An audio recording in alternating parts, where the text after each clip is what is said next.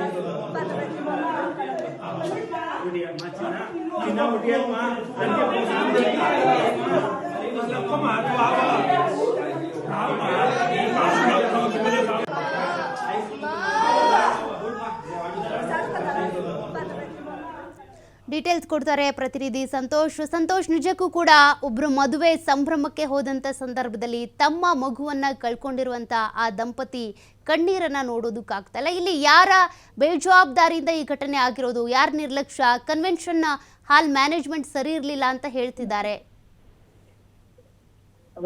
ಏನು ಸಂಬಂಧಿಕರ ಮದುವೆಗೆ ಹೋದಂತ ಸಂದರ್ಭದಲ್ಲಿ ದಂಪತಿಗಳು ತಮ್ಮ ಮಗುವನ್ನ ಕಳ್ಕೊಂಡಿರುವಂತದ್ದು. ಪ್ರದೀಪ್ ಎಂಬುವರು ಅವರ ಮಗು ಮಗು ಮತ್ತು ಪತ್ನಿಯ ದಿವಸ ಅವರು ಈ ಒಂದು 4ನೇ ತಾರೀಕು ಅಭಿಮಾನಿ ಕನ್ವೆನ್ಷನ್ ಹಾಲ್ ಏನಿದೆ ಅಲ್ಲಿ ಒಂದು ಸಂಬಂಧಿಕರ ಮದುವೆಗೆ ಹೋಗಿರ್ತಾರೆ. ಮದುವೆ ಹೋದಂತ ಸಂದರ್ಭದಲ್ಲಿ ಕನ್ವೆನ್ಷನ್ ನಲ್ಲಿ ಹಾಕಿದಂತಂದ್ರೆ ಡೆಕೋರೇಷನ್ ಮಾಡಿರ್ತಾರೆ.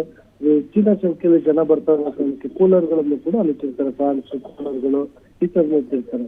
ಕನ್ವೆನ್ಷನ್ ಹಾಲ್ ಬಳಿ ಏನು ಸಂಬಂಧಿಕರು ಮದುವೆ ರಿಸೆಪ್ಷನ್ ಹೋಗಿರ್ತಾರೆ. ಈ ಸಂದರ್ಭದಲ್ಲಿ ಮಗು ಆ ಮೆಟ್ಟಿಲಿಂದ ಕೆಳಗೆ ಇಳಿಯುವಂತ ಸಂದರ್ಭದಲ್ಲಿ ಕೂಲರ್ ಏನಿರುತ್ತೆ, ಕೂಲರ್ ಪಕ್ಕದಲ್ಲಿ ವೈರ್ ಇರುತ್ತೆ. ಆ ವೈರ್ ನಿಂದ ಕರೆಂಟ್ ಪಾಸ್ ಆಗಿ ಆ ಮಗುವಿಗೆ ಕರೆಂಟ್ ಇರುವಂತದ್ದು.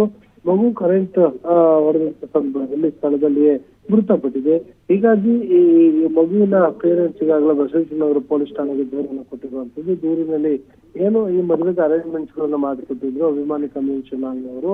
ಸೊ ಅವರೆಲ್ಲರೂ ಕೂಡ ಬಾಡಿಗೆ ಹಣವನ್ನು ತೆಗೆದುಕೊಡ್ತಿದ್ದಾರೆ. ಆದ್ರೆ ಬೇಜವಾಬ್ದಾರಿಯನ್ನು ತೋರಿಸಿರುವಂತದ್ದು, ಸರಿಯಾದ ರೀತಿಯಲ್ಲಿ ಫೆಸಿಲಿಟಿಗಳನ್ನ ಕೊಟ್ಟಿಲ್ಲ. ಇದೇ ಕಾರಣಕ್ಕಾಗಿ ನಮ್ಮ ಮಗು ಮೃತಪಟ್ಟಿದೆ ಅಂತ ಹೇಳಿ ಈ ಸಂಬಂಧ ಏನು ಪೋಷಕರಿಗಾಗಲೇ ದೂರನ್ನು ಕೊಟ್ಟಿರುವಂತದ್ದು. ಮಗುವನ್ನ ಕಳ್ಕೊಂಡಿರುವಂತ ಪೋಷಕರು ಕೂಡ ಸಾಕಷ್ಟು ನೋವಿರುವಂತದ್ದು. ಸದ್ಯ ಈ ಸಂಬಂಧ ಬಸವೇಶ್ವರ ಪೊಲೀಸರು FIR ಅನ್ನ ದಾಖಲು ಮಾಡಿಕೊಂಡು ಪ್ರಕರಣದ ತನಿಖೆಯನ್ನು ನಡೆಸ್ತಾ ಇರುವಂತದ್ದು. ಸೌಖ್ಯ.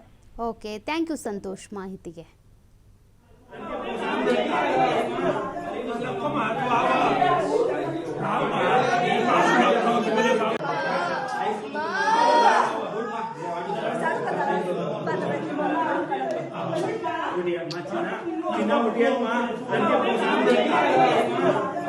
Come on,